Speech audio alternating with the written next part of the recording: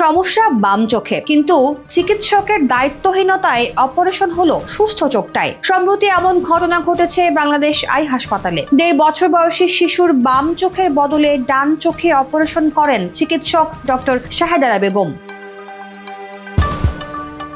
এই ঘটনায় 15 জানুয়ারি রাতে ঢাকার ধানমন্ডি থানায় ভুক্তভোগী শিশুর বাবা মাহমুদ হাসানের দায়ের করা মামলায় অভিযুক্ত নারী চিকিৎসককে গ্রেফতার করেছে পুলিশ। 16 জানুয়ারি তাকে আদালতে পাঠানো হয়েছে। ধানমন্ডি থানার ভারপ্রাপ্ত কর্মকর্তা এই তথ্য নিশ্চিত করেছেন।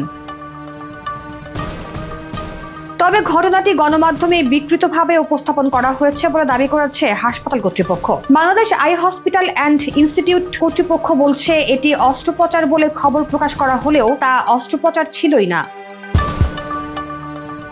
শিশুটির চোখের পাতার নিচে ফরেন বডি হিসেবে চোখের পাপড়ির অস্তিত্ব খুঁজে পান চিকিৎসক এবং তা চোখের কর্নিয়ার ক্ষতির কারণ হতে পারে বলে তা বের করে আনার পরামর্শ দেন। পরে চোখের উপরিভাগের ঘর্ষণজনিত সমস্যা এড়িয়ে দ্রুত নিরাময়ের জন্য ওই শিশুর চোখ ব্যান্ডেজ করে দেওয়া হয় বলেও দাবি করে হাসপাতাল কর্তৃপক্ষ।